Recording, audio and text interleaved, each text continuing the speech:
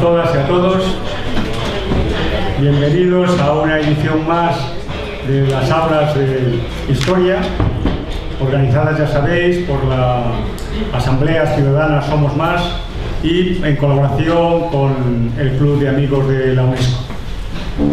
El subtítulo, que siempre os habrá llamado la atención, no quiere ser una mera frase, sino que lo que no te han contado nos obliga a nosotros, a los que organizamos estas aulas, a enfocar la luz sobre esos detalles que dan sentido a la historia, no esquemas interesados, sino esos detalles que siempre son los que faltan para darle carne a la historia de verdad, a la que no nos han contado, porque sin ellos el conjunto del relato es una mentira. Como sabéis, los que hayáis acudido a aulas anteriores, ha habido una primera, quiero recapitular un poquito, un ciclo sobre la República, donde se habló del posicionamiento de los historiadores. Se titulaba Historiadores e Historietadores, porque hay mucha paja, más paja que trigo. También se habló de la Constitución más progresista, la de 1931, y también sobre el protagonismo de las mujeres en la Segunda República, ¿no? También está habiendo un segundo ciclo sobre la transición, donde se ha hablado de la transición y la memoria histórica, el contexto internacional de la transición también, y en este caso la transición, el caso que nos ocupa hoy, la transición modélica, una gran mentira. No cabe duda que hoy tenemos delante al artífice de estas, como ponente, al artífice de estas tertulias, de estas aulas, José Luis Garrot, profesor, historiador, arabista y editor de la revista digital Asamblea.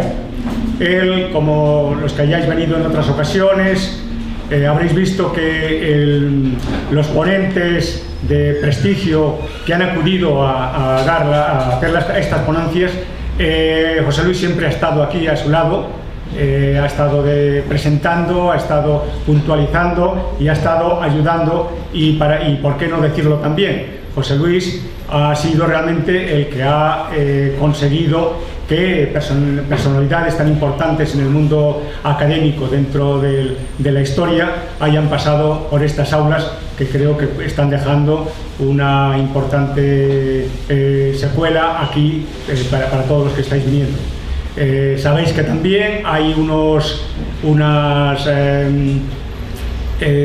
cuadernillos, y también los que queráis, ahí a la salida se pone para que os apuntéis vuestro correo y se os envíe por PDF el contenido completo de la ponencia que ahora mismo va a dar José Luis. Yo nada más quería puntualizar el tema principal, los detalles, y todo lo que corresponde será José Luis quien lo haga. Yo simplemente quería quizá marcar dos parámetros de puntualización y de enfoque para que quizá entender, creo que todos estamos en esa onda, ¿no? Uno sería el autoengaño de que no se podía hacer, cuando se da la transición, al principio de la transición, el autoengaño de que no se podía hacer más en un momento en que los militares estaban alterados con el tema de la ETA, y la cobardía, yo diría, también de los que, pudiendo hacer frente a una transición más,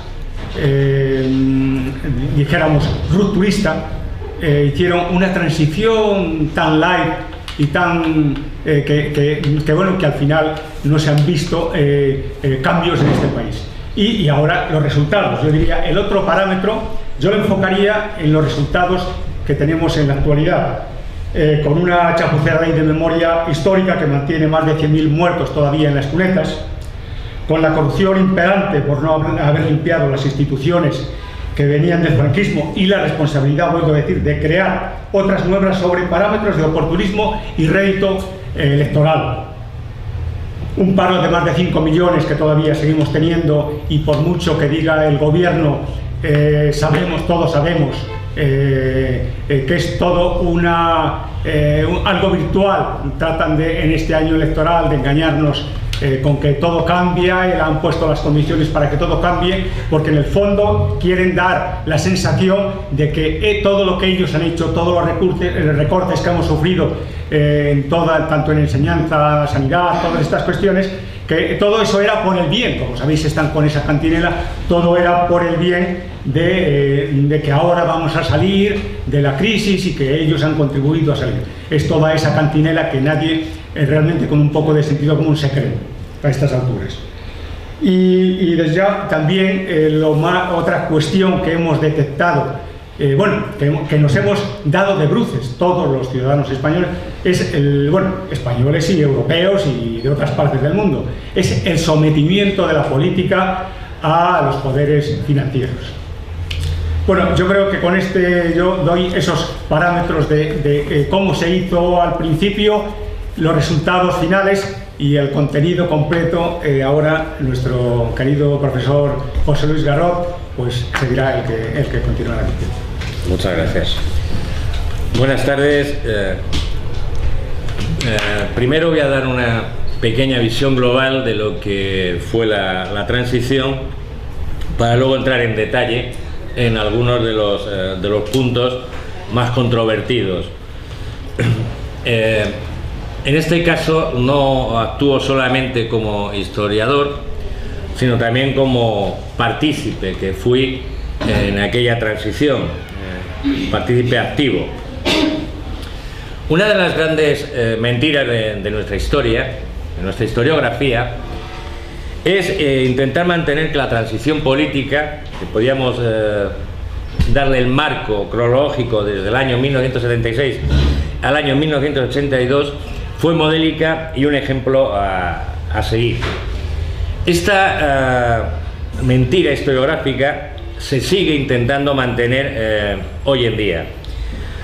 Todos aquellos, evidentemente, por intereses políticos, prefieren que se siga manteniendo esa idea idílica de la transición, porque, como dice Gregorio Morán, muchos no quieren revisar la transición porque tendrían que revisar su propia vida. Y eso es una gran verdad. Hay que desactivar esta falacia, vuelvo a decir, histórica, no solamente por respeto a la historia, por un mero ejercicio de decencia.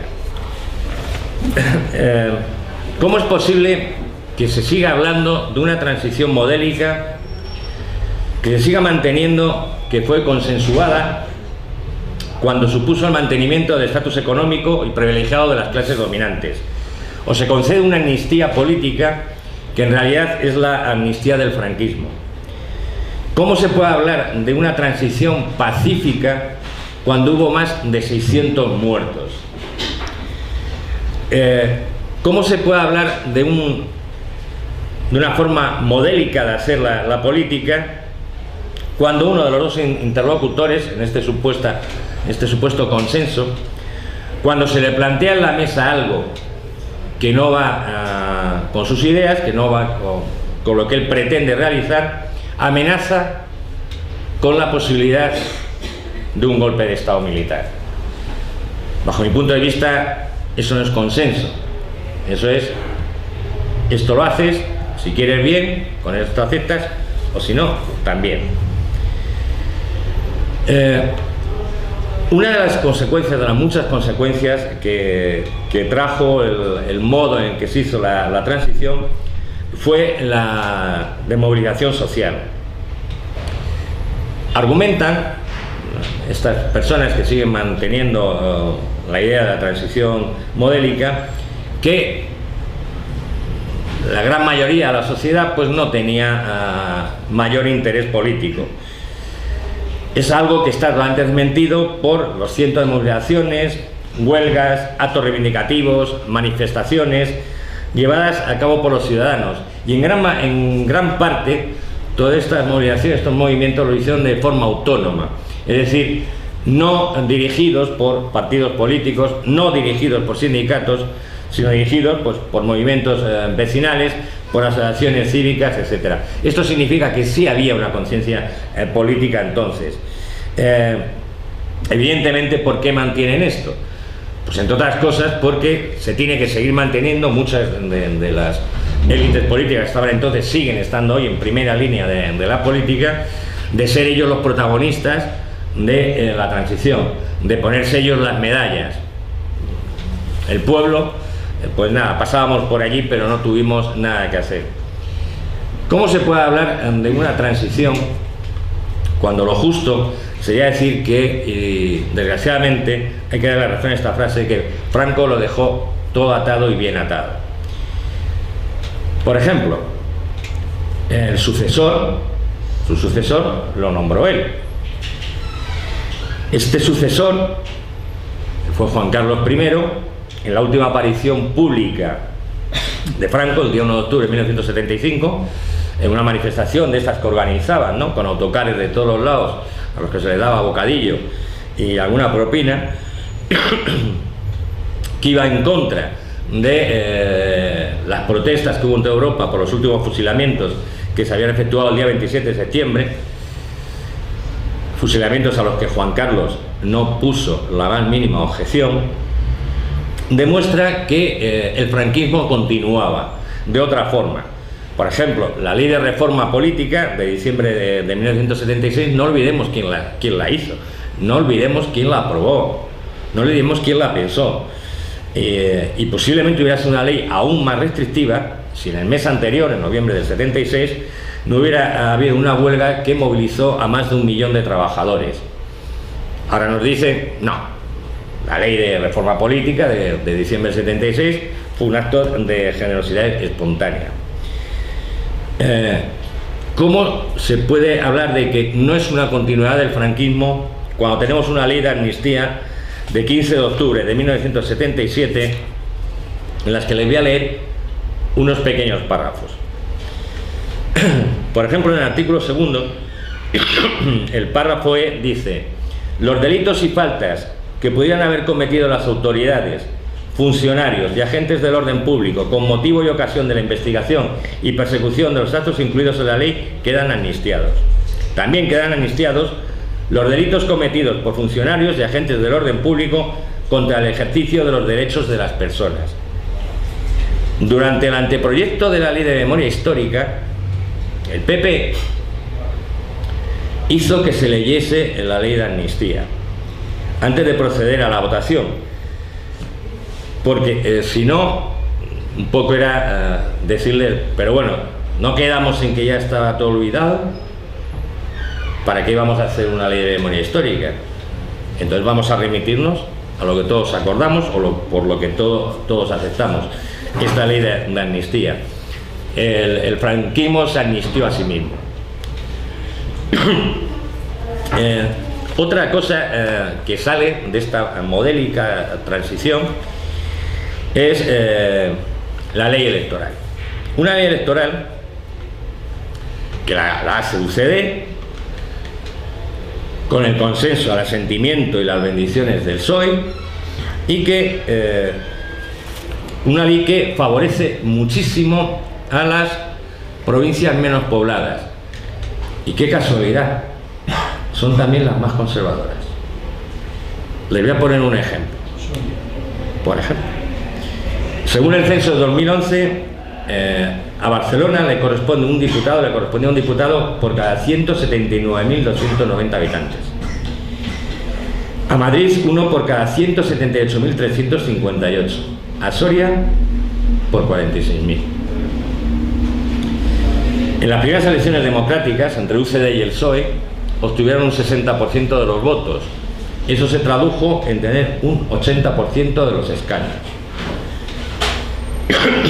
Otro de estos, no consensos, sino mini pactos, porque además casi siempre los hicieron los mismos, fue qué personas debían de elaborar el texto constitucional. En un principio, UCD y el PSOE pactaron que fueran 5 personas, 3 de UCD y 2 del PSOE.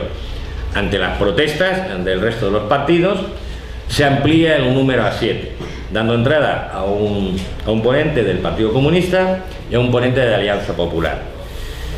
Y a otro de los nacionalistas catalanes. A los nacionalistas catalanes le cedió, digamos, su puesto el PSOE.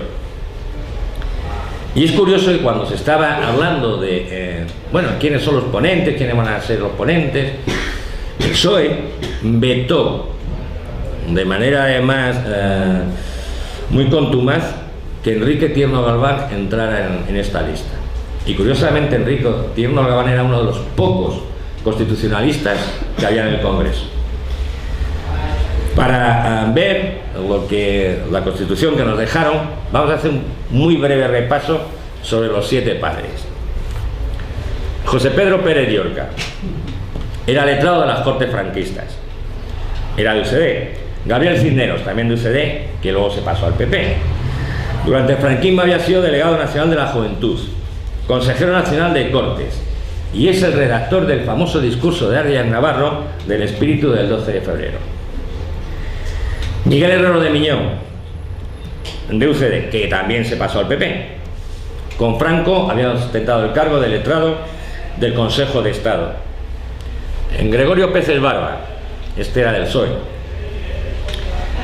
Este señor posteriormente formó parte de la Asociación para la Defensa de la Transición, que presidía un torturador que se llamaba Andrés Casinello, y en el que había una serie de individuos: Alfonso Guerra, Aurelio Delgado, que era el cuñado de Adolfo Suárez, Teodulfo Lagunero, a lo mejor a algunos les suena, este fue el que le proporcionó la famosa peluca a Carrillo, y el presidente, como insisto, era un torturador y un asesino como Andrés Casinello, a que luego en el 88 el PSOE ascendió a capitán general. Sí, seguimos con los padres de la Constitución. Miquel Roca, nacionalista catalán, y ya saben ustedes en qué está trabajando ahora, ¿no? Es el defensor, en el caso NOS, de la infanta. Jordi Solé Tura, del PSUC, luego se pasó al PSOE, y siendo nombrado por Felipe González ministro de Cultura. Si vemos, bueno, y me falta la gran estrella, Manuel Fraga Iribarne, ministro de Desinformación y Turismo, vicepresidente y ministro de la Gobernación durante el primer gobierno tras la muerte de Franco. Cuando era ministro de la Gobernación se produjeron los hechos de Vitoria. Y hay algunas cosas curiosas de esta lista, ¿no? Primero, que 4 de los ponentes fueran tránsfugas, se pasaron a partidos más a la derecha del que él militaba. Yo creo que los que no se cambiaron porque ya no se podían pasar más a la derecha, evidentemente. Fraga ya donde se iba a ir. Y 4 de estos estaban en la lista de gobierno que presentó el general Armada a Tejero el 23F: Herrero de Miñón, Peces Barba, Solé Tura y Fraga Iribarne. Perdón.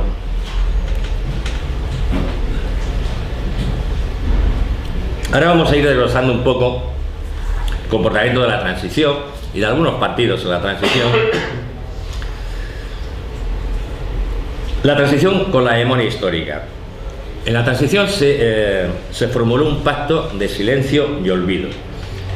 La futura democracia se debía asentar en no recordar el pasado. Para esto, la justificación en que daban era que todo era en aras de la reconciliación nacional, que por eso esta idea surgió de Santiago Carrillo. En definitiva, era mantener el silencio que durante la dictadura franquista se impuso sobre la verdad de lo ocurrido en la Guerra Civil y a la Segunda República. Se pusieron las bases para que los españoles ignoráramos toda la verdad y todo lo que ocurrió entonces. Pusieron toda serie de trabas, pero incluso en los años 70, en los 80, hoy en día, hay muchos archivos del Ejército, de la Guardia Civil y de la Policía que están totalmente cerrados a la investigación. Hay documentos que no están desclasificados del año 36, el periodo del año 36 al tenemos, pues todavía siguen sino secretos de Estado. Hay que silenciar también, en este pacto de silencio, lo que la actuación que tuvieron personajes como Juan Carlos I y Adolfo Suárez, ¿no? Porque hay que seguir manteniendo la idea de que ellos fueron los grandes artífices de la democracia, vamos, que eran demócratas de toda la vida. Pues para recordar también lo demócrata que era Juan Carlos, le voy a leer el comunicado que emitió la Casa Real en 1978 en conmemoración del 18 de julio. Y no me estoy inventando nada, leo textual. Hoy se conmemora el aniversario del alzamiento nacional que dio a España la victoria contra el odio y la miseria, la victoria contra la anarquía, la victoria para llevar la paz y el bienestar a todos los españoles. Surgió el ejército, escuela de virtudes nacionales, y a su cabeza el generalísimo Franco, forjador de la gran obra de la regeneración. ¿Para qué voy a comentar? A estos señores que pretenden que olvidemos, sería bueno recordarle unas palabras de León Felipe, ese gran poeta, que decía que la amnesia es una enfermedad que les puede llevar a la pérdida de la memoria y, lo que es peor, de la dignidad. Y esto es lo que ha pasado con algunos. Otra de las cosas que se dijo que para justificar este olvido es decir, bueno, es que todos tuvieron culpa, todos fueron iguales, es decir, que en el bando franquista hubiera como 20 veces más muertos en retaguardia que en el bando republicano, pues deben ser todos iguales. Y ya el culmen de que esto todos somos iguales, para que vean ustedes que esta imagen de atención se ha intentado seguir manteniendo, es el desfile de las Fuerzas Armadas del año 2004. Por si no se acuerdan, les recuerdo quién era el ministro de Defensa: José Bono, catecista, falangista y muy demócrata y muy consensual. Bueno, pues en ese desfile se hizo caminar juntos a un excombatiente de las brigadas internacionales con un excombatiente de la División Azul. Es decir, se puso al mismo nivel a los que se habían jugado la vida por la libertad y a los que habían defendido el nazismo. Perdóneme, pero es que tengo la garganta destrozada. Vamos, hasta Jiménez Los Santos, que todos sabemos de qué es, reconoce categóricamente que en la transición hubo un pacto de silencio. Pues no, parece ser que no, hay que olvidar. Eso sí, hay que olvidar, se firmó el pacto de olvidar algunas cosas, porque en el año 78 se seguían inaugurando estatuas de Franco. Cuando paso por la Plaza Castilla sigo viendo el monumento a Calvo Sotelo. El Valle de los Caídos sigue estando ahí. El Arco de la Victoria. Entonces, ¿qué es lo que hay que olvidar? ¿A un bando solo? Evidentemente, como he dicho antes, la transición no fue consensuada, pero sí que se hicieron algunos pactos, ¿no? El primero, pactos firmados y no firmados. El primero fue el que hizo UCD, con la existencia del PSOE y del PC, de no legalizar a los partidos republicanos o aquellos que ellos llamaban de extrema izquierda hasta después de las elecciones del 15 de julio del 77. Es decir, había que eliminar todo aquello que sonara que un proceso electoral era parecido al que hubo en España en el año 31.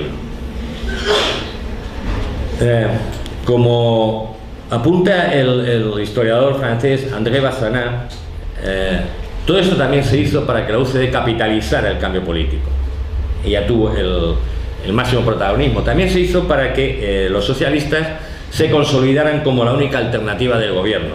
Y también se hizo para que los comunistas tuvieran una participación en este nuevo escenario político que se estaba creando. Otro de los pactos, y esto les va a sonar muchísimo a lo que está ocurriendo hoy en el 2015.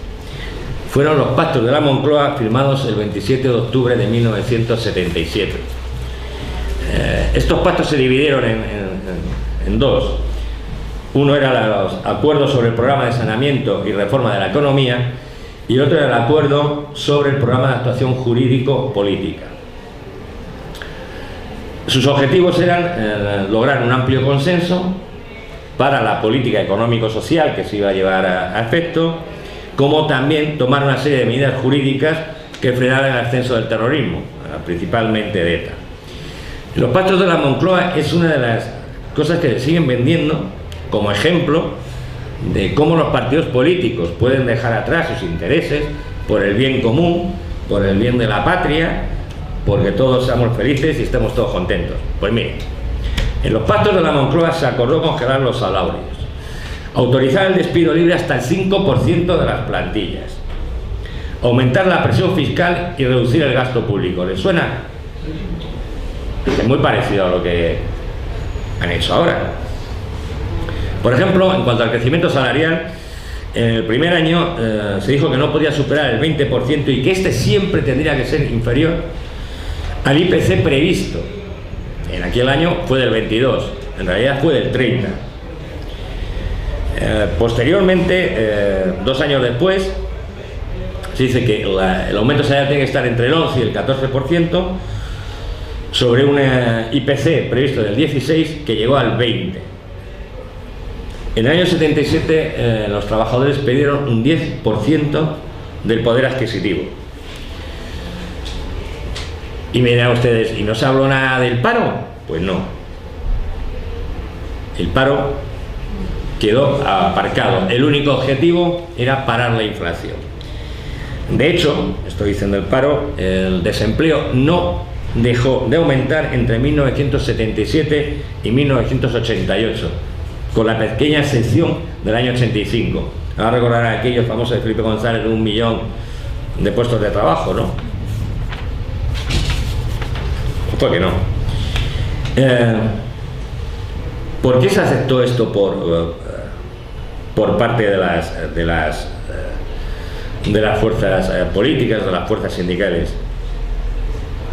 ¿Por qué se aceptó que en estos pactos también iba implícito que había que hacer una desmovilización de los trabajadores? Había que limitar el número de huelgas, había que limitar el número de paros, etcétera, ¿no? Pues unos, posiblemente, y en este caso voy a ser crítico, y creo que me prefiero ser un poco crítico, ya en aquel entonces militaba en el Partido Comunista y en las comisiones obreras. Entonces, y les puedo asegurar que lo que voy a decir no es de estos renegados que pues hablan mal, ¿no? Evidentemente yo me marché de ambas organizaciones porque no tragaba con esto.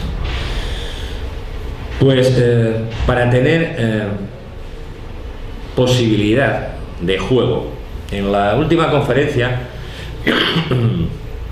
un espectador, un chico joven ecuatoriano, estaba aquí con el profesor Fernando Hernández Sánchez, preguntó qué le pasó a Carrillo por la cabeza para hacer eso, ¿no? Yo le contesté, digo, mira, quería un escaño fuera como fuese, ¿no? Que otra persona del público me recriminó, es que eso es un poco frívolo. Lo sigo manteniendo, hoy voy a dar unos pocos más datos, pero esa era la cuestión, tener una representación, aunque fuera mínima, en el Parlamento. Carrillo podía permitir cualquier cosa menos perder protagonismo, y como saben ustedes, comisiones obreras en aquellas épocas estaba mayormente influenciada, por no decir dirigida directamente, por el Partido Comunista, ¿no? De hecho, por ejemplo, esta firma de los pactos hizo que tanto el PT como la ORT abandonaran las comisiones obreras y crearan sus propias organizaciones sindicales. La transición y la movilización social, esta que, como les he comentado antes, hay gente que dice que no la hubo. Se intentó que no la hubiera. La izquierda transigió con perder su principal arma, la principal arma que siempre ha tenido, que es la calle. Esta estrategia además ya se establece en 1976, cuando la Plataforma Democrática decidió renunciar a las movilizaciones. Por si acaso esto no era bastante, es decir, la paralización de los movimientos por parte de las fuerzas de la oposición no fuera bastante, la Ley de Prevención del Terrorismo de agosto del 75 estuvo vigente hasta marzo del 79. El estado de excepción se prolongó en enero del 77. Estaba desde esta misma fecha, de agosto del 75. Y se volvió a prolongar en febrero. Es decir, todo para parar la calle. También había, evidentemente, que parar las huelgas.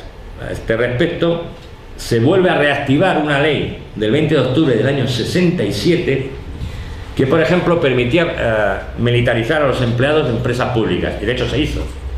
Se hizo en Renfe, se hizo en Metro, se hizo en varios lugares. Otra ley que se mantuvo fue una de 23 de enero del 76, se amplió, que autorizaba a las empresas al despido de un trabajador si pertenecía a asociaciones ilegales. Esta les contaré luego, es una que me intentaron aplicar directamente a mí. Pero el caso curioso es que, bueno, te podían despedir, no, es que usted es de comisiones obreras, tal, es un partido ilegal, te despedía. Evidentemente estabas cometiendo un delito penal. Bueno, pues aunque los jueces te absolvieran de ese delito y dijeran, no, pues mire, este señor no pertenece, el despido se mantenía vigente. Es decir, el despido seguía siendo válido. ¿Por qué este afán por parte de todos, por parte evidentemente de los poderes, de los herederos del franquismo, como también por la izquierda? A lo mejor un poco la respuesta nos la da lo que ocurrió en Vitoria en febrero y marzo del 76. En Vitoria se crearon unas comisiones representativas. Esto no se hacía desde el año 36, no se había hecho en España, que en principio estaban integradas por los trabajadores de cada fábrica, bueno, pues para organizar el desarrollo de la huelga, etc. Luego esto se amplió, se creó un comité central de huelga, donde ya estaban representados las mujeres, estaban representados los estudiantes, estaban representados los pequeños comerciantes, etc. Evidentemente esto no se podía consentir.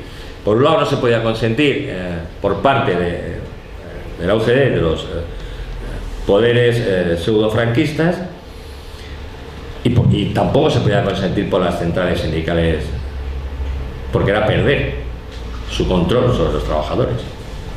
En Vitoria ninguna central fue la que dirigió aquello. O sea, esta movilización fue creada por los propios trabajadores. Eso, por muy izquierdosos que seamos, como que no. Como ejemplo de esto les voy a leer un pequeño manifiesto que publicaron en febrero del 77 los trabajadores de una mediana empresa del País Vasco que se llama Tarabusi. Los trabajadores de Tarabusi, a pesar de haber luchado valientemente, hemos sido derrotados. Nos hemos visto obligados a entrar al trabajo con 18 despedidos.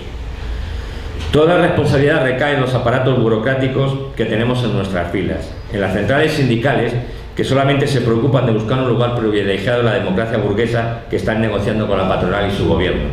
Nosotros afirmamos, desde nuestra propia experiencia, que estas alternativas sindicales favorecen a los patronos y no a los obreros.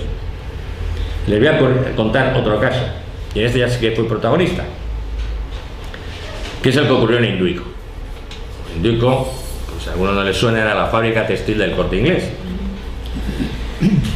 A finales de agosto del 76 se inició una huelga por unos despidos, 4 despidos de unos compañeros de Sevilla. Tras duras jornadas de lucha y por intervención del Sindicato del Metal de Comisiones Obreras, se llegó a un principio de acuerdo. Nos íbamos a sentar en una mesa negociadora donde ajustaríamos las diferencias que teníamos. En vista de que la patronal, es decir, el Corte Inglés, iba a su aire, no hacía ningún caso a las reivindicaciones, el 8 de febrero del 77 comienza otra huelga que movilizó a más de 7.000 trabajadores, casi todos trabajadoras además. Se estuvo en lucha prácticamente 3 semanas y no se pueden ustedes imaginar en qué condiciones. El día 14 de febrero la empresa hizo un cierre, hizo un lockout, y a partir de ahí aquello era un campo de batalla. La policía entraba en los vestuarios de las trabajadoras, las que, a pesar de que hubiera el cierre patronal, habían accedido a la fábrica, las sacaban a golpes, tirándoles de los pelos, arrastrándolas, dándoles patadas. A los que estábamos en la calle nos paraban con tanques, con cañones de agua, y no sé si ustedes han recibido alguna vez el impacto de un chorro de agua como lo suelta un cañón de ese. Les puedo asegurar que duele mucho, pero mucho, al final se llegó a un acuerdo a espaldas de los trabajadores, y digo a espaldas porque yo era del comité y yo no llegué a ningún acuerdo. Y a partir del día 2 de marzo la empresa comenzó a llamar escalonadamente a los trabajadores. Se pueden imaginar que los primeros que entraron pues fueron el jurado de la empresa, bueno, que era un chiste, los esquiroles, directivos, etc. El día 24 de marzo ya se produjo el ingreso de todos los trabajadores. Se hizo una asamblea en el Colegio de La Paloma, y posiblemente uno de los días más tristes de mi vida, cuando vi salir a cientos de trabajadoras, cientos, llorando de rabia y de impotencia por lo que se había hecho. Las centrales sindicales emitieron un comunicado de respaldo a la lucha el día 4 de marzo.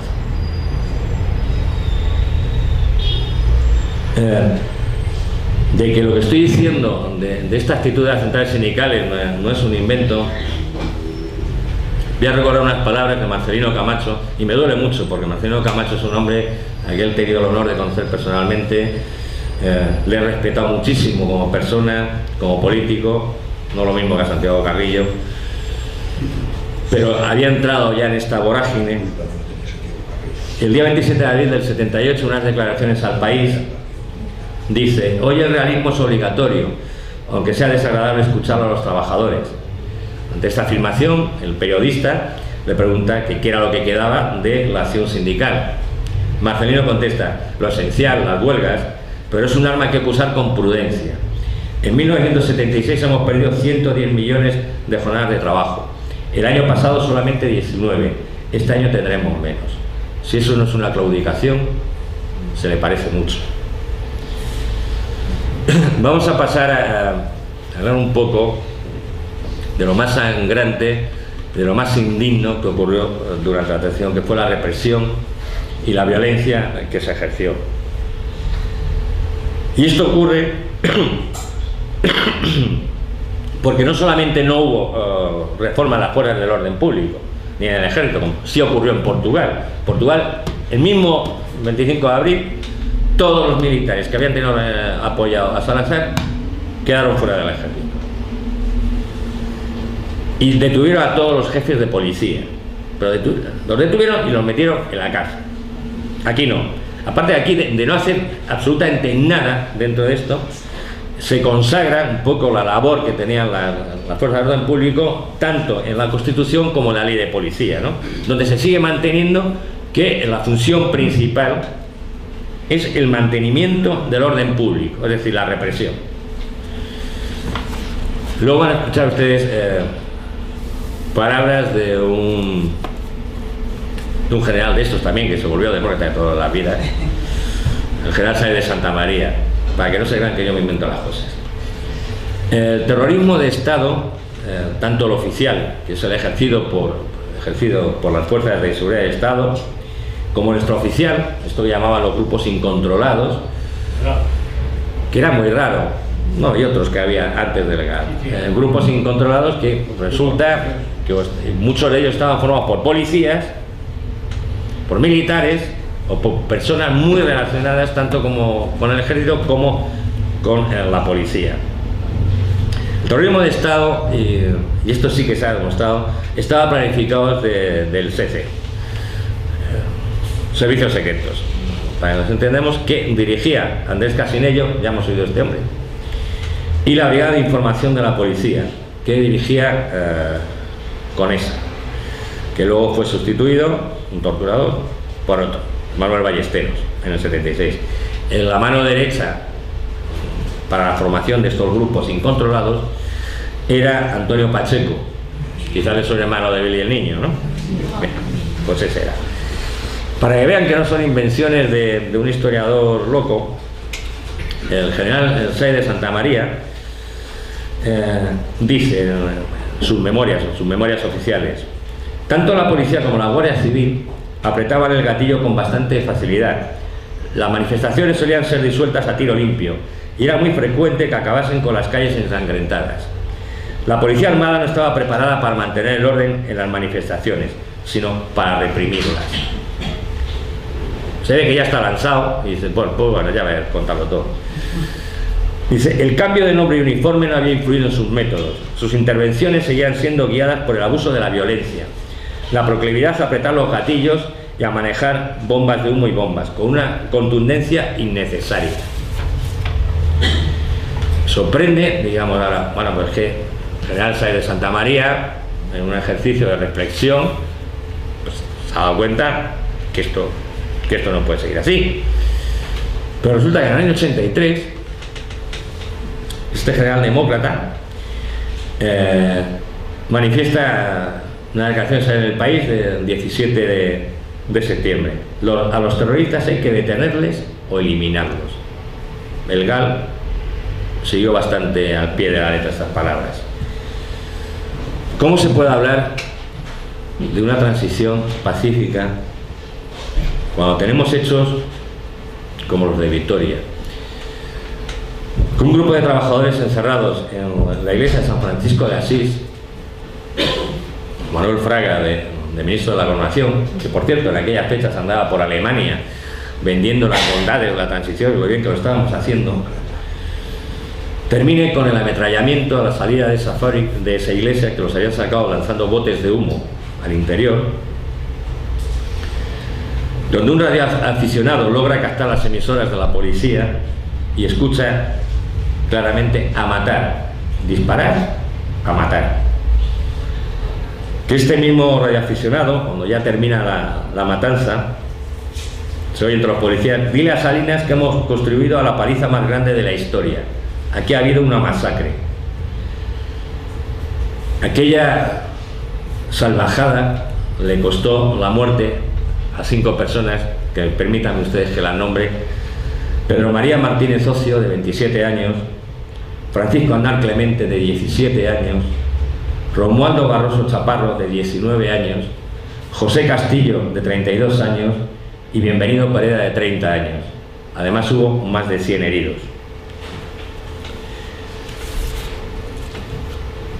Decían, algunos dicen que Vitoria fue un punto de inflexión, que a partir de ahí es cuando empezó a haber un diálogo entre las fuerzas franquistas y la oposición. Yo no estoy de acuerdo con esa hipótesis, y un ejemplo me lo da que el sucesor del señor Fraga fue Martín Villa, también conocido por el bandillero de Pamplona. Y esto es porque el día 8 de julio, en pleno San Fermines de 1978, unos jóvenes sacan unas pancartas en la Plaza de Toros solicitando la amnistía de presos políticos. La policía entró a saco. Y usted se puede imaginar lo que es en un lugar público, repleto, lo que fue la intervención policial, con gases, pelotas de goma. Hubo decenas y decenas de heridos. ¿Cómo podemos hablar de pacífico cuando la utilización de la tortura en las dependencias policiales y en las cárceles siguió? Justicia Democrática en 1978 y Amnistía Internacional en sus informes del año 73, 75, 76 y 79 denuncian que la práctica de la tortura sigue siendo habitual tanto en las cárceles como en las comisarías. Y es que además tenían el cinismo de algo que también ustedes habrán escuchado mucho, cuando alguien decía de tortura, no, que se ha autolesionado. Esto, por ejemplo, es lo que la defensa que utilizó Manuel Matute, que cuando fue sometido a juicio por la muerte del trabajador canario Antonio González Ramos por torturas. Respecto a esto de las torturas, vamos a volver a retomar a nuestro general preferido. Mientras estábamos reunidos, o quedaba un poco más tarde, algunos guardias encabronados fueron a los calabozos del cuartel y le emprendieron a hostias con los etarras, que se hallaban detenidos y sujetos a diligencias. Les propinaron unas palizas enormes. Y aquel incidente, que los cuadros de la Salve es la plaza donde está la dirección general de la Guardia Civil, de Bilbao. Y aquel incidente de los cuadros de la Salve trataron de ocultar y minimizar. ¿Qué iban a hacer ellos? Tuvo consecuencias, nos costó bastante disgusto. Lo que había que preguntarle, ¿y qué hizo usted? Otra cosa ya sangrante es que algunos de los nuevos mandos policiales eran conocidos torturadores. Por ejemplo, José Saiz González, jefe superior de policía y que anteriormente había sido jefe de la Brigada Político-Social de Madrid; Manuel Ballesteros, jefe de la Brigada de Información, que había sustituido a otro torturador como Roberto Conesa; Carlos Anechia, jefe superior de la Policía de Bilbao, que había sido condenado por torturas y posteriormente amnistiado. De grupos, la violencia de los grupos incontrolados, ¿no? Antes del GAL, en los primeros años de la transición, fusionaban algunos con la AAA, que era remedio de la famosa AAA, siniestra AAA argentina, el Batallón Vasco Español, Antiterrorismo ETA y los guerrilleros de Cristo Rey, a los que, por cierto, pertenecía la alcaldesa de Madrid.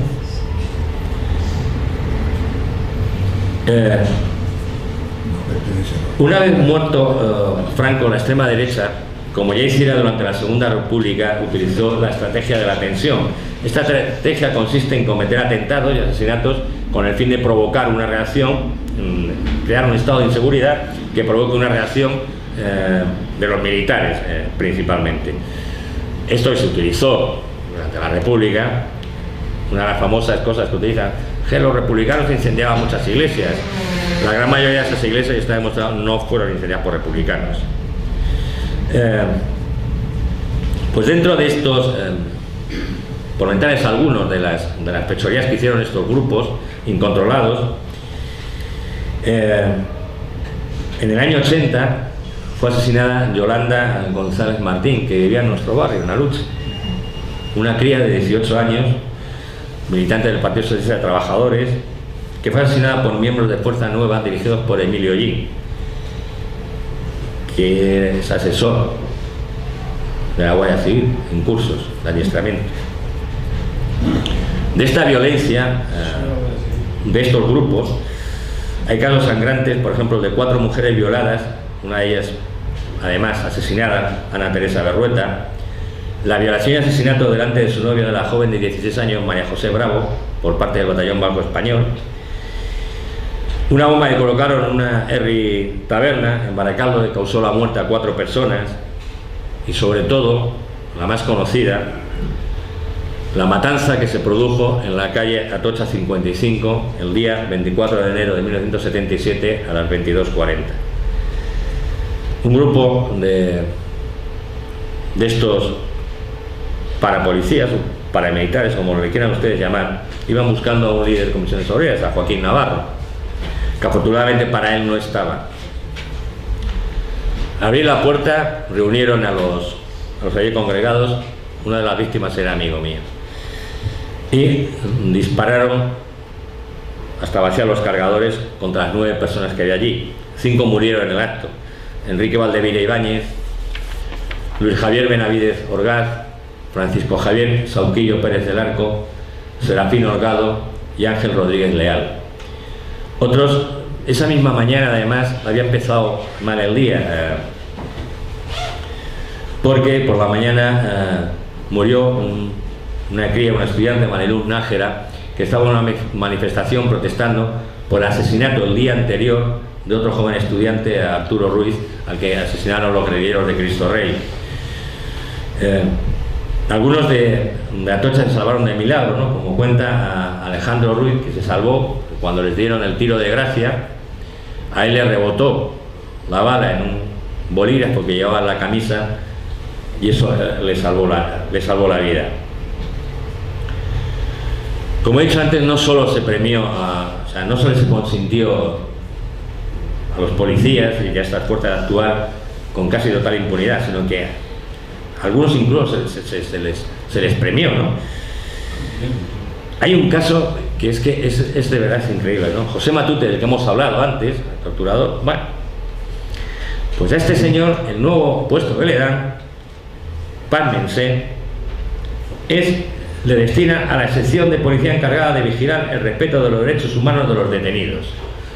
Esto ya, si no es cinismo, si no es burlarse de los españoles, pues díganme ustedes qué es. La única persona que interpeló por qué se hizo esto, no fue que fue del PC, que fue eso, no, fue el diputado de Unión del Pueblo Canario, Fernando Sagaseta. Recordarán algunos de ustedes el famoso caso Almería. Se tardó años en juzgar a los guardias civiles que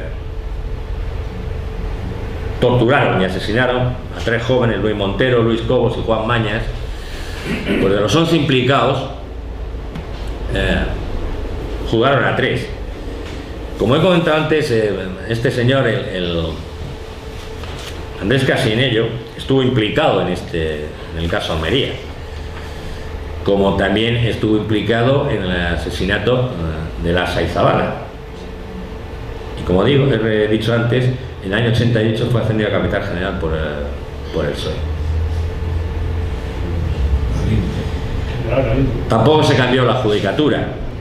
Por poner un ejemplo, bueno, los jueces provientes del TOP, siniestro TOP, Tribunal de Orden Público, que luego se transformó en lo que hoy es la Audiencia Nacional, traspasaron a los jueces. Uno de triste recuerdo, Gómez Chaparro, que fue el juez instructor del caso Atocha. Entre otras cosas, este señor concedió permiso de fin de semana a uno de los acusados, a Fernando Lerdo de Tejada, que este señor aprovechó para escaparse. Además, este juez impidió que se ampliaran las investigaciones que pudieran haber demostrado que el asesinato fue inducido por altas jerarquías de la administración, altos cargos públicos. Que esto sigue siendo así, que esta impunidad la tenemos en nuestros días, cuando los jueces argentinos han solicitado la extradición de torturadores reconocidos como Antonio González Pacheco, Billy el Niño, de Jesús Muñecas Aguilar, de Celso Galván Abascal y de José Ignacio Giralde González, y el gobierno español se ha negado a conceder la extradición. Es decir, hoy, en el año 2015, se sigue manteniendo esto. Vamos a hacer un pequeño, y ahora que no se me enfaden los progresistas, los viejos luchadores, porque voy a meter un poco con los 2 partidos políticos que se supone que era la oposición. Vamos a empezar con el PSOE. En aquellos momentos el PSOE no existía. O sea, la lucha antifranquista la llevaba mayoritariamente el PC, pero con otros partidos militares como podía ser la ORT, el PT, MC, a nivel sindical, evidentemente condiciones obreras. De hecho, en el año 75, las más optimistas de las encuestas dicen que el PSOE contaba con 1.500 afiliados. Y no en España, es decir, muchos evidentemente fuera, ¿no? ¿Por qué consiguió el PSOE el auge que le llevó a ser partido como alternativa de gobierno y que de hecho luego lo fue? Pues posiblemente la explicación no la encontremos en España, digamos que irnos fuera. Por un lado, la ayuda alemana, con Willy Brandt al frente. Los alemanes, después de un viaje que hizo Willy Brandt a Portugal, tras la revolución de los claveles, no podían permitir que el protagonismo del cambio, como ocurrió en Portugal, con el Partido Comunista Portugués de Álvaro Cunel, se repitiera aquí en España. Él, por ejemplo, Willy Brandt fue el que convenció su tipo a Felipe González pero Felipe González, de que se olvidaran ya de rupturas, de todo esto, y que fueran para la reforma. Algo a lo que se había negado Rodolfo Llopis. Según el representante de la Fundación Friedrich Ebert, que era la que, a través de la cual llegaban los fondos económicos al PSOE, el PSOE era mantenido económicamente por el Partido Socialdemócrata Alemán. Fue decisiva el apoyo alemán para que a Felipe González le conocieran los propios militantes socialistas. En el año 73, y son palabras de él, a Felipe González no le conocía nadie, pero ni los propios que se llamaban socialistas, ¿no? Como digo, toda esta cantidad de ayuda económica, que va entre los 2,7 millones de marcos, que dice algún historiador, hasta los 20 millones de dólares, se hace por la Fundación Friedrich Ebert, una fundación que a los que algunos vinculan a la CIA, con relaciones con la CIA, no está demostrado, pero algo tuvo que haber, porque incluso en el Bundestag se hicieron unas interpelaciones para ver qué había de cierto de esta relación, ¿no? Friedrich Ebert y la CIA. Bueno, pues a través de esta fundación y de una empresa que dirigía Alfonso Guerra, el Instituto de Técnicas Electorales, era cómo llegaba el dinero al Partido Socialista. Pero no solamente fueron los socialdemócratas alemanes, los sindicatos amarillos estadounidenses dieron un total durante el transcurso de varios años de 200 millones de dólares a la UGT para financiar sus campañas en las elecciones sindicales. De que algo oscuro hubo en esto es de que hoy en día los archivos del PSOE, gran parte de los archivos del PSOE relacionados con este periodo, están cerrados a cal y canto. Ya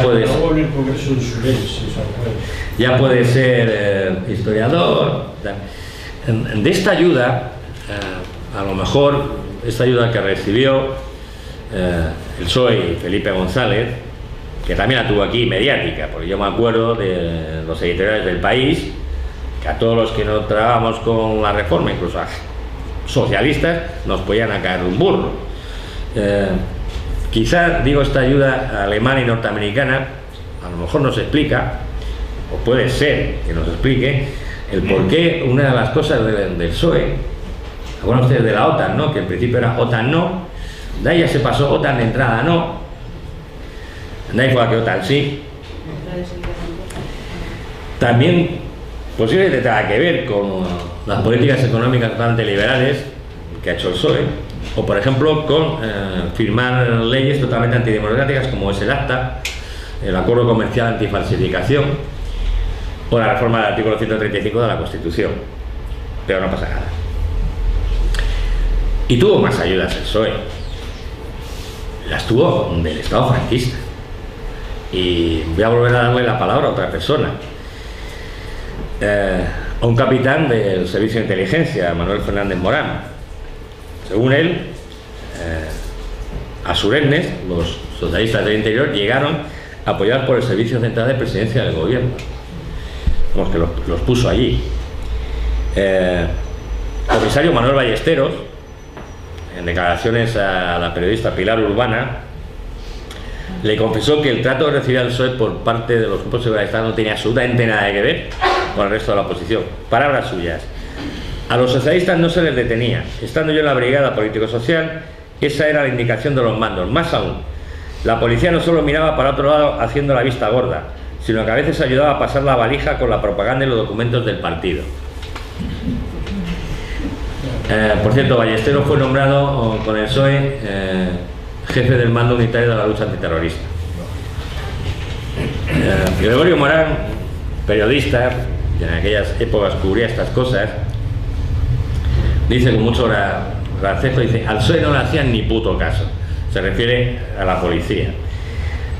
Dice: yo asistí al Congreso del PSOE que se celebró en Madrid en diciembre del 76, que no era, recordemos, todavía no era legal el partido, y ellos estaban allí tranquilamente. Se hizo en un hotel de Madrid, vino Olof Palme, vino Willy Brandt, vino el chileno Altamirano, y ahí la policía no entró para nada. En el congreso que hace la UGT, en esos mismos momentos, también no hay problema. El mismo día que comienza el Congreso, detienen a toda la directiva de la Junta. Y además lo fueron soltando poco a poco, según molestaban o no. Al último soltaron fue a García Trevijano, por cierto. Y vamos ahora con el partido. En 1900, ¿se acuerdan ustedes? En aquella época, por lo menos, no se decía ni Partido Comunista, se decía el partido y ya sabíamos todos a qué nos estábamos refiriendo, ¿no?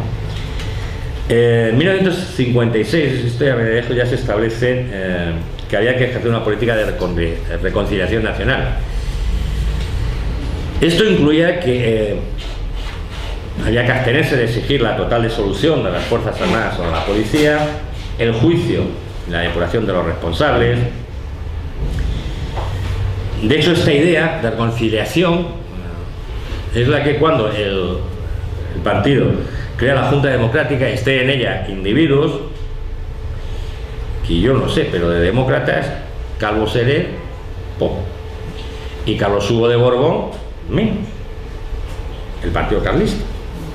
El mismo que estuvo en la guerra civil apoyando a sublevación, es decir, los famosos requetés. Luego, en el 77, se pasó a lo que era la política de concentración democrática, que esta era una obsesión de Carrillo. Un gobierno de concentración, por supuesto, con algún cargo ministerial, no fuera a ser que hicieran, que explica un poco a lo mejor que los dos mayores de las dos personas, y ahí están las hemerotecas para comprobarlo, que con más ahínco defendieron los pactos de la Moncloa fueran Santiago Carrillo y Ramón Tamames. Ramón Tamames también estaba en la lista del gobierno de Armada. Es una... Luego, para intentar alcanzar estas cotas de protagonismo, se abraza el famoso eurocomunismo, ¿no? Se abandona el leninismo.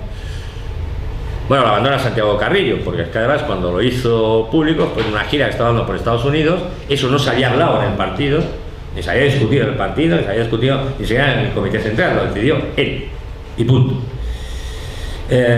Vamos a adoptar el eurocomunismo un poco.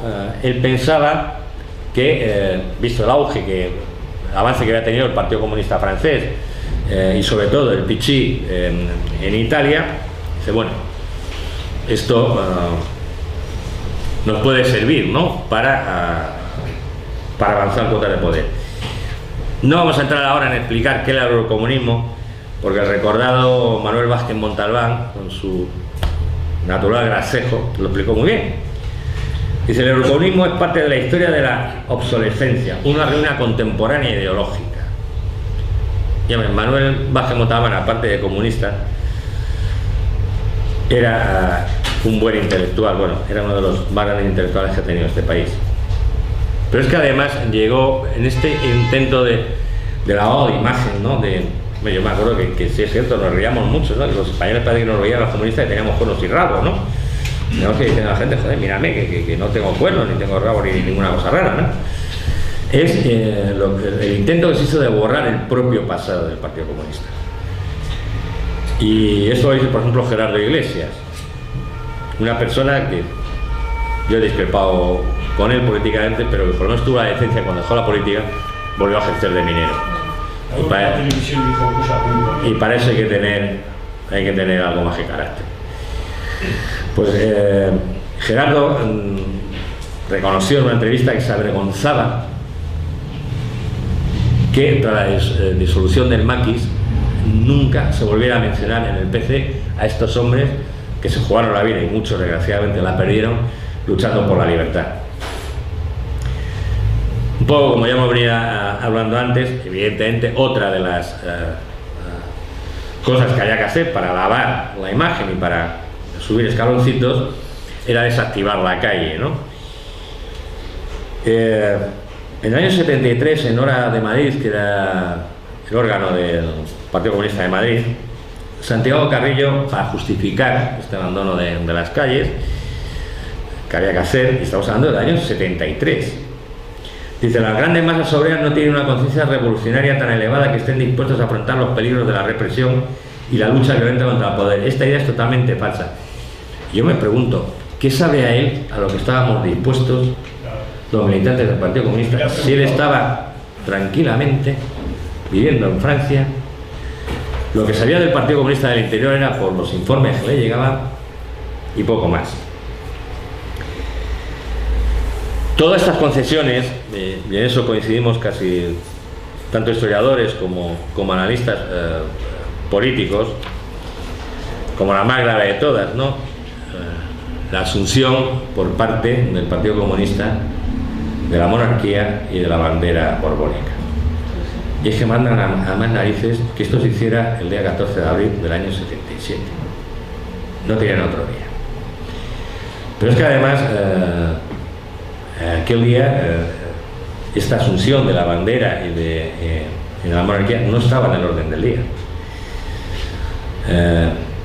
Según Gerardo Iglesias, que estaba ahí, llegó José María Almeno. María Almeno se ha demostrado que era una de las personas que relacionaba, digamos, las entrevistas que había extraoficiales, ¿no?, entre el Partido Comunista y Suárez. De hecho, es el que propició las primeras entrevistas de Adolfo Suárez y Santiago Carrillo, con una carta donde se le decía textualmente a Santiago Carrillo: si quieres la legalización ya, acata la monarquía y acata la bandera. Y no hubo graves problemas. Como iba diciendo, toda esta serie de cosas fueron las que muchos mantenemos que este discurso, además cada vez un discurso más moderado, fue la gran crisis del Partido Comunista en el año 82, que estuvo a punto de provocar la desaparición del partido, ¿no? Y de hecho además hay un dato que corrobora un poco esto, ¿no? El PSUC, que mantuvo durante las elecciones un discurso más combativo, más duro, obtuvo el 18,4% de los votos en Cataluña, ¿no? El PC solamente llegó al 9%, es decir, dobló el PSUC en intención de voto. Ustedes recuerdan, algunos por allá recuerdan las campañas, es que incluso la campaña del PSOE era más agresiva, cosas que no se entienden. También ayudó a este desmembramiento del PC, que se cambiara totalmente su estructura, ¿no? La clandestinidad, hacíamos un trabajo de base, la configuración era sobre los movimientos sociales, se fusionaban por zonas, digamos, de trabajo, zonas de influencia. Estaban las células de la universidad, células en fábricas, células en los movimientos sociales, etc. Esto se cambió por una estructura territorial que le quitó todo, digamos, toda la cercanía que había entre los militantes y la gente, ¿no? Ahora sería una estructura mucho más grande, ¿no? Bueno, ya me he metido bastante con el partido. Hay para escribir un libro. Hay para hablar mucho. Bueno, el día 12 de mayo se va a presentar aquí un libro que, si quieres más, de mi amigo el profesor Fernando Hernández Sánchez, que es el que más sabe de la historia del PP. El comunismo y Estado acabó con el movimiento comunista en Europa. El único país que su secretario, así con los tres que dirigieron el comunismo, el eurocomunismo y Estado, viene fuera. Santiago Carrillo marchó. No terminó. Y Berlinger, el italiano. Bueno, seguimos. Otro dijo que no. Álvaro Cuñán dijo que ni hablar. Vamos a hablar de otro tema, ¿no? Este es muy jugoso, el 23F. Al abuelo de Juan Carlos I, Alfonso XIII, durante su mandato se dio a conocer un término que se llamaba borbonear. Borbonear era que cuando había algún político que había dejado de caer simpático, intervenía directamente y ese político era defenestrado de la escena política. Físicamente no, bueno, algunos. La similitud del proceso que puso en marcha Alfonso XIII con la que se abrió la muerte de Franco, y la similitud de cómo intenta Alfonso XIII mantenerse con lo que hizo Juan Carlos, no se dejen muchas coincidencias. Creo que ya es sabido Yo estoy escribiendo un libro y tengo artículos que lo demuestro, que Alfonso XIII fue el que promovió el golpe de Estado de Primo de Rivera. Una manera de consolidarse él, el sistema de restauración estaba ya echado a perder. Cuando ya no le interesa a Primo de Rivera, lo elimina. Hay unos contactos con los capitanes generales, le dice, este ya no me interesa. Cuando Primo de Rivera, que intenta no marcharse, contacta a los capitanes generales a ver si le apoyaban, obtuvo el silencio. Entonces intenta además volver paulatinamente al sistema anterior, este sistema pseudo-democrático que era el de la restauración, ¿no? Primero con lo que se llamó la lista blanda, con el general Berenguer, y luego con el almirante Aznar, familiar de José María Aznar, que fue el que convocó las elecciones municipales que dieron el triunfo a la República. Pues algo parecido entre Alfonso XIII y Primo de Rivera ocurre entre Juan Carlos I y Adolfo Suárez. Para Juan Carlos I, Adolfo Suárez ya no era el elemento que le sirviera para tener una cohesión entre la derecha y, por supuesto, para consolidarse él como monarca. Además hay una cosa de Suárez que le caía mal, también muy mal a los americanos, aparte del rey, que era que no entraba en la OTAN. Venga a decirle que entras a la OTAN y el Suárez que no entraba en la OTAN. Entonces, ¿qué es el 23F? El 23F es un golpe de Estado que lo que intenta es la eliminación política de Suárez, que se llevó con éxito, y consolidar el papel del rey como máximo valedor de la democracia, que también lo consigue. Pero de lo que ocurrió en el 23F, de las semanas anteriores, quedan muchas dudas, ¿no? Yo se las voy a plantear a ustedes, no las voy a contestar, contésteselas a ustedes en casa. La primera, el papel que jugaron el rey, el CSIC y los civiles implicados en la trama, la participación de miembros de UCD y del PSOE, el que solamente se juzgara a 33 de los 200 guardias civiles que irrumpieron en el Congreso. Y esto de la obediencia debida es otra gran mentira. En el ejército, si te dan una orden injusta, te puedes negar a obedecerla. El por qué no se procesó a los tenientes generales de la división acorazada. ¿Por qué Felipe González concedió beneficios penitenciarios e indultos a la mayoría de los condenados? Por ejemplo, Miranda del Bosch, Tejero, Armada, Pardo Zancada, y que siguieran percibiendo el 80% de su sueldo. ¿Por qué Juan Carlos I tardó 7 horas en comparecer ante el país? ¿Por qué no se pueden escuchar las cintas que se grabaron esa noche y por qué no se desclasifican los documentos relativos a toda la trama? ¿Por qué de las 114 personas que aparecen en las conversaciones grabadas, las investigaciones que se hicieron posteriormente, más 127 miembros de las fuerzas de seguridad y 23 civiles, según declaraciones del propio ministro Oliar, ministro de Defensa, al Congreso, solo fueron sometidos a juicio 33? ¿Por qué en el periodo del Congreso celebrado el 17 de marzo de 1981, que era monográfico sobre el golpe, se prohibió la entrada de la televisión, de la prensa y de los invitados? Demasiados agujeros negros, demasiadas preguntas sin contestar. El jefe del CSIC, Casinello, aparecen todas, como ustedes verán. Dice, refiriendo a eso, es mejor no saberlo todo. Sabino Fernández Campos, también sonará, el jefe de la Casa Real, el que busca afanosamente la verdad corre el riesgo de encontrarla. Rosón, ministro del Interior, lo mejor para la estabilidad de la democracia es que no se sepa nunca el contenido de las cintas grabadas en el Congreso. Me parece que todo esto solamente puede señalar a una persona y a su entorno, y a buen entendedor pocas palabras bastan. Pero vamos a escuchar también las palabras de un testigo, Iñaki Anasagasti. Según un libro de memorias, Sabino Fernández Campos le contó lo que le dijo Juan Carlos I en el momento que comunican lo que estaba pasando en el Congreso. ¿Qué coño es eso de la intimidación? Eso no estaba previsto. Quiero saber urgentemente lo que estaba pasando ahora mismo allí, que era lo que no estaba previsto. Miranda el Bosch, que también le cuentan a Sagasti: el rey nos ha engañado, nosotros hemos avanzado y él se ha echado atrás.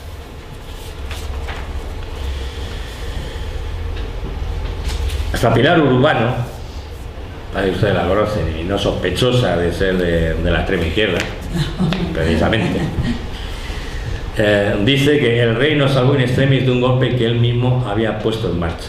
Si nos damos cuenta de quién benefició el golpe, al rey, que consolidó su figura, al ejército, el que se aumentó de una manera exagerada el presupuesto, a los empresarios, que después del golpe firmaron con UGT, que luego adoptó también comisiones, el Acuerdo Nacional de Empleo.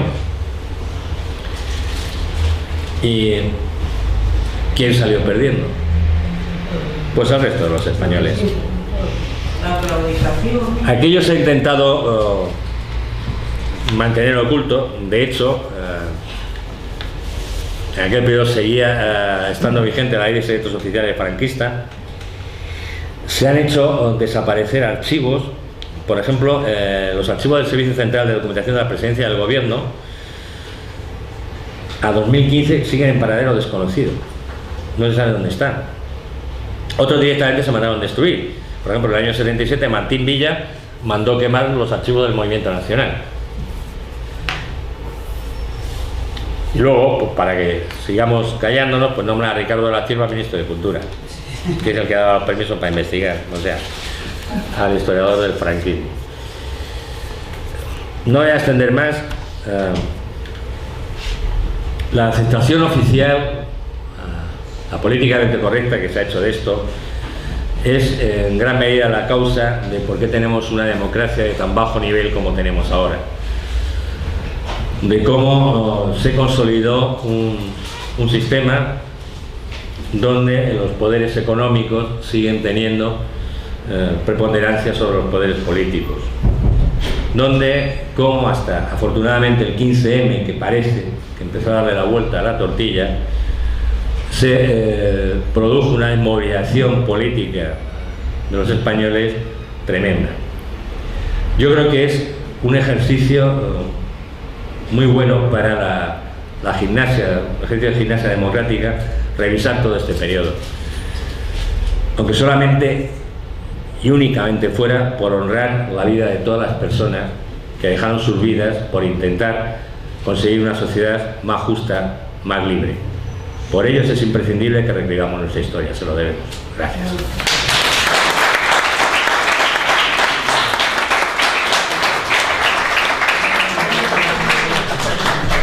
Y ahora vamos